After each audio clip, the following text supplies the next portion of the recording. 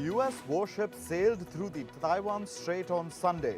The U.S. Navy described it as a routine transit. It comes days after China conducted military drills around the island nation. China staged military drills after Taiwan's president, Tsai Ing-wen, concluded her trip to two Central American countries and the U.S. China considers Taiwan a part of its own territory and has promised to what it calls reunification. It has threatened to take Taiwan by force if necessary. Beijing reacted to the U.S. warship sailing through the waters, separating Taiwan and mainland China. It said it will resolutely safeguard its sovereignty and security. This was the first such U.S. operation there since January. The US, South Korea and Japan staged joint naval missile defense exercises. This is to improve security cooperation and respond to North Korea's evolving missile threats. The drills were held in international waters between Korea and Japan. North Korea recently announced that it tested a new solid-fuel intercontinental ballistic missile. Around 100 people have lost their lives and over 1,000 people have been injured in Sudan. This comes as fierce fighting continues between the Sudanese armed forces and a paramilitary group, the Rapid Support Forces. The violence erupted on Saturday after a disagreement over the integration of paramilitary forces into the military. This was supposed to be a part of the transition towards civilian rule. The RSF has said that it's in control of the presidential palace, Khartoum airport and other vital facilities. The Sudanese army has denied the RSF's claims. Sudan's former Prime Minister, Abdallah Hamdok, has called for an immediate ceasefire in the country. He has called for a return to dialogue between the country's army and rapid support forces. He said there is need of a truce that will establish a humanitarian corridor that allows civilians to have access to medicine, treatment and food. A Russian opposition leader, Vladimir Karamurza, has been convicted on charges of treason and denigrating the Russian military. He has been sentenced to 25 years in prison. The charges stem from a speech that he delivered on March 15th, in which he denounced Russia's war in Ukraine. Karamurza is a prominent opposition activist who survived poisonings twice. He blamed the Kremlin in both incidents.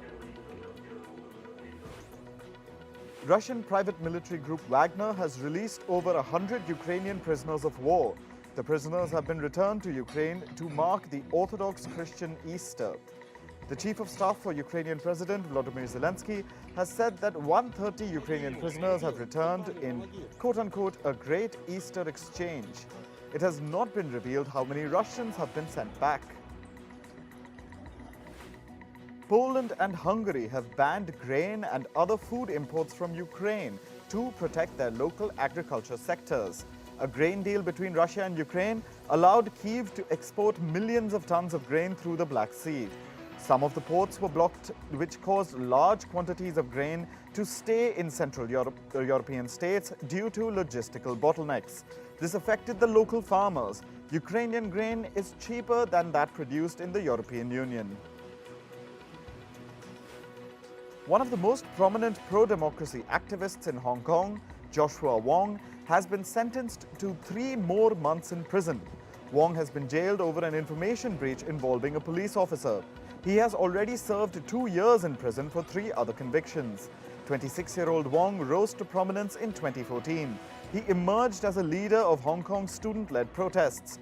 He was one of the 47 pro-democracy figures who have been charged with conspiracy to commit subversion. This is under a national security law imposed by China. A shooting took place in the city of Dadeville in the US state of Alabama yesterday. 4 people were killed and 28 others injured. The attack took place at a dance studio during a Sweet 16 birthday celebration. Law enforcement agencies have not provided any details on the motive of the attack. They have also not revealed whether any suspect has been identified. And if there is anyone out there that doubts the love that they... Tens of thousands of people took to the streets of the Israeli city of Tel Aviv. This was to protest against Prime Minister Benjamin Netanyahu's proposed judicial overhaul. The crowd chanted the words democracy and shame as they waved Israeli flags. Israel's central bank and senior finance ministry officials have warned that the judicial overhaul will impact investor sentiment and may hurt the economy. Thousands of people in the Czech Republic's capital Prague protested against high inflation and energy prices. Protesters called upon the government to quit. The protests were organized by a non-parliamentary political party. It criticized the country's prime minister for the government's handling of the energy crisis amid the ongoing war in Ukraine. The party has also blasted the government for allegedly hurting the freedom of speech. Protests against pension reforms broke out in the French city of Renault. Police detained 2 protesters and dispersed others. This comes after French President Emmanuel Macron signed the pension reform bill into law. This move has infuriated French trade unions who have called for the demonstrations to continue. Macron's legislation will increase France's retirement age from 62 to 64 years. It will come into effect from September this year.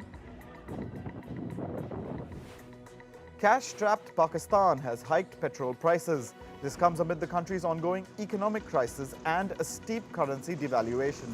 Pakistan's finance minister said these revisions are necessary.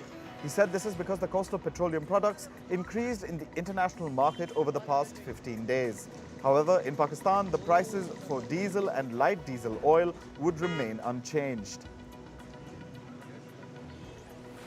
Italy's tax and customs police have said that almost 2 tons of cocaine were found floating at sea off the eastern coast of Sicily.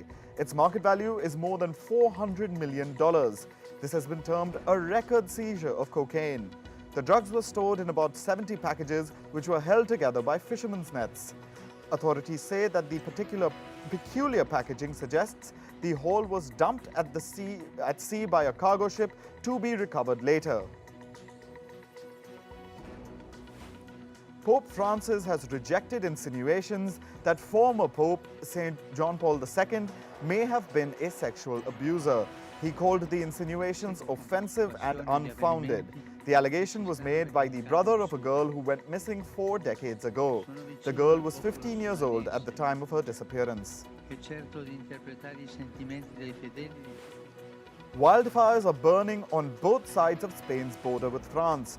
Thick and dark smoke engulfed the sky above northern Catalonia. Trains and roads connecting France and Spain have been shut. Spain and southern France experienced wildfires over the winters as well. The region has experienced low rainfall due to a severe drought last summer. A forest fire is burning in China's Yunnan province.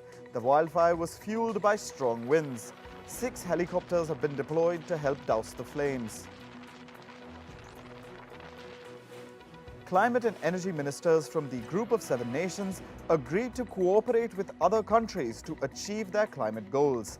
The G7 nations have agreed to speed up the development of renewable energy sources and reduce their natural gas consumption. The ministers met in the Japanese city of Sapporo for 2 days over the weekend. Germany's environment minister has said that the Japanese government and Tokyo Electric Power face a big responsibility.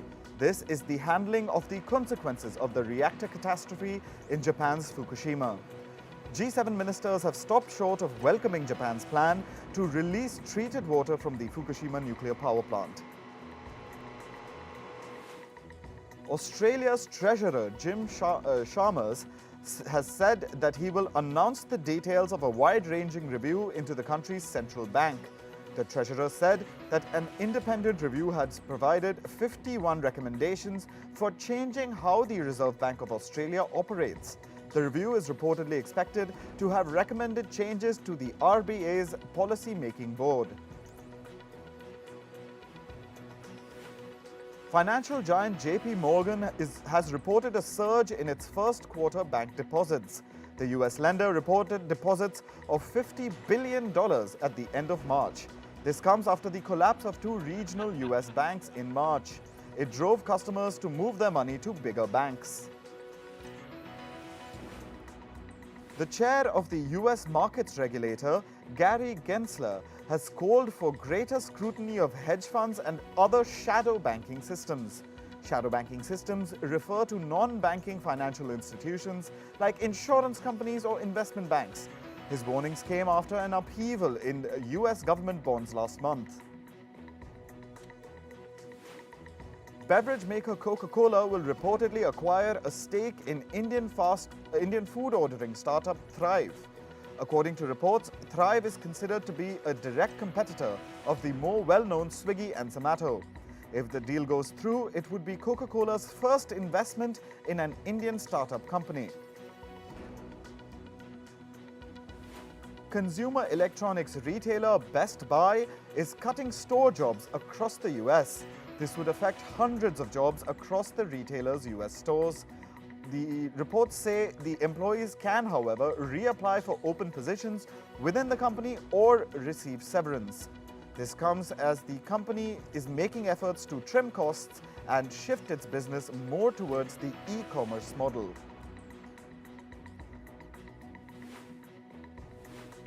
Japanese conglomerate Panasonic Holdings is reportedly considering building an electric vehicle battery plant in Oklahoma. Panasonic is a major battery supplier to electric vehicle maker Tesla. If built, this would be the company's third plant in the US. The news comes amid a surging demand for electronic vehicles globally. French car maker Renault is reviewing the pricing policies of its electric cars worldwide. This is to ensure that prices stay competitive after a string of price cuts by US rival Tesla. Tesla has slashed the prices of its EVs across the globe in the past few weeks.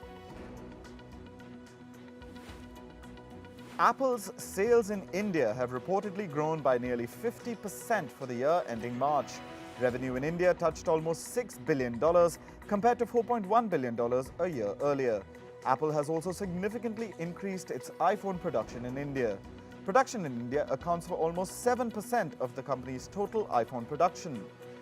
This report comes as Apple is due to launch its first official store in India tomorrow. Lawmakers in the US state of Montana have passed a bill to ban the short-form video app TikTok. The bill would prohibit mobile app stores from offering TikTok for download to users in Montana. According to the bill, TikTok, as well as mobile app store operators like Apple and Google, will face fines if they violate the ban. Microsoft's Bing may soon replace Google's search engine as the default search service on Samsung devices. This will reportedly put into risk roughly $3 billion in annual revenue for Google. In recent months, Microsoft's Bing has emerged as a potential threat to Google's search engine dominance. This comes after Bing's addition of OpenAI's technology to provide ChatGPT-like responses to user queries. Moving on to sports. In football, contract talks between Lionel Messi and PSG have allegedly ended. PSG want to retain Messi. However, the Argentinian star is unsure about signing with the club again. FC Barcelona have confirmed that they are in talks with their former talisman. Messi has expressed his interest to return to Barcelona. Man City striker Erling Haaland has equalled an English Premier League goal-scoring record. 22-year-old Haaland equalled Liverpool's Mohamed Salah's single-season goal-scoring record. The Norwegian star achieved this feat as Man City beat Leicester City 3-1. Arsenal threw away a 2-goal advantage in their draw against West Ham. Gabriel Jesus and Martin Odegaard put Arsenal in the lead in the first 10 minutes. West Ham bounced back with Syed Benrahma's penalty kick. Jared Bowen scored West Ham's equaliser in the 54th minute. Arsenal continue to lead the league with Man City trailing by 3 points. In cricket, Arjun Tendulkar, son of Indian batting great Sachin Tendulkar, has made his IPL debut with the Mumbai Indians yesterday. The left-arm seamer opened the bowling attack for Mumbai. Junior Tendulkar conceded 17 runs in his 2 overs against the Kolkata Knight Riders. Arjun and Sachin Tendulkar have become the first father-son duo to play in the IPL. In tennis, Andrei Rublev defeated Holger Rune to win the Monte Carlo Masters. 5th seed Rublev won 5-7, 6-2, 7-5 against Rune. After the match, Rublev said that he struggled to get the title. Rublev's opponent, the 19-year-old Rune, became the youngest Monte Carlo finalist since Rafael Nadal in 2005. Azerbaijan has withdrawn its athletes from the European Weightlifting Championship being held in Armenia. Baku has claimed that an Azeri flag was burned during the opening ceremony. Azerbaijan's sports ministry has urged the European Weightlifting Federation to sanction Armenia. Yerevan has rejected Baku's criticism and said there was no danger to any of the athletes. Alex Rins wins the MotoGP Grand Prix of the Americas. World champion Francesco Bagnaia crashed while leading the pool. Rins' victory in Texas was a first for the LCR Honda team. Italy's Luca Marini, the brother of MotoGP great Valentino Rossi, finished in 2nd place for Ducati. France's Fabio Quartararo and his Yamaha team came in 3rd place, completing the podium. In golf, Matthew Fitzpatrick has defeated Jordan Spieth to clinch the RBC Heritage title in South Carolina. Fitzpatrick became the first Englishman to win the tournament since Nick Faldo in 1984. After the win, Fitzpatrick said he had dreamed of playing in the Harbour Town course since he was a young child.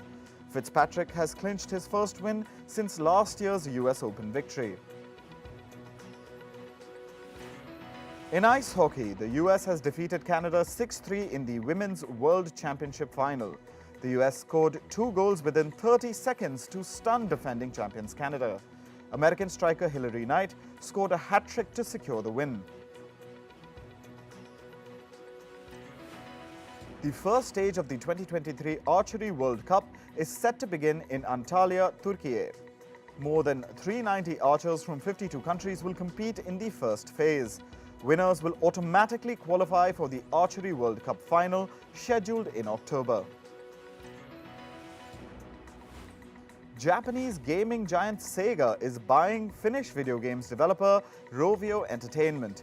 The deal is valued at $776 million. Rovio is best known for its gaming franchise Angry Birds.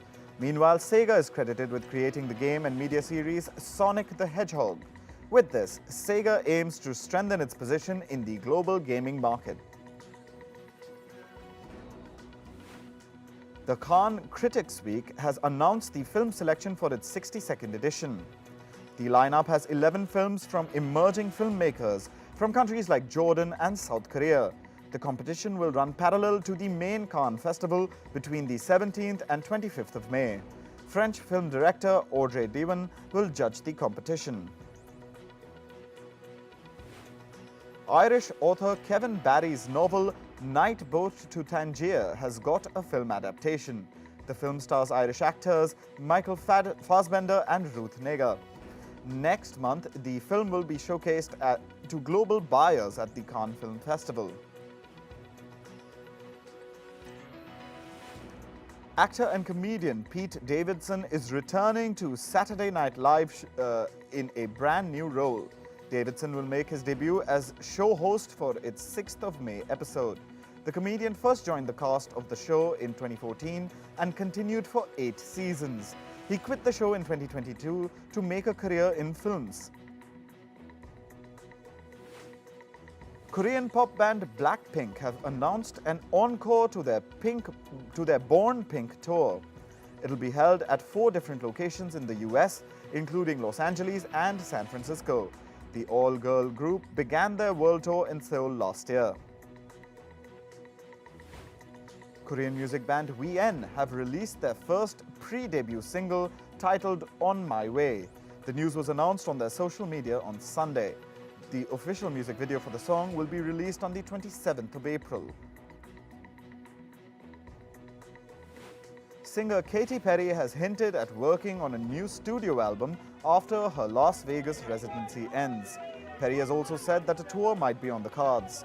The last time the singer toured was in the year 2018. The singer began her concert residency, titled The Play, in December 2021. Rapper Bad Bunny is teaming up with Mexican music band Grupo Frontera for a new song. The song marks Bad Bunny's second Mexican collaboration. He collaborated with Mexican rapper Natanael Cano in 2019. The new song will be released later today.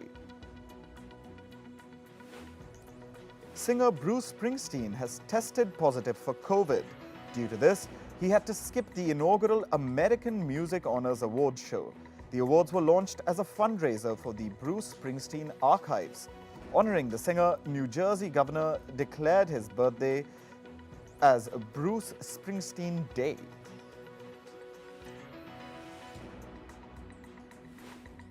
The Museum of Contemporary Art Gala took place in Los Angeles in the US over the weekend. The show gave attendees a first look at DJ-producer Carl Craig's immersive installation. Actors Keanu Reeves and Jodie Foster were among those who visited the show. The exhibit will run till the 23rd of July.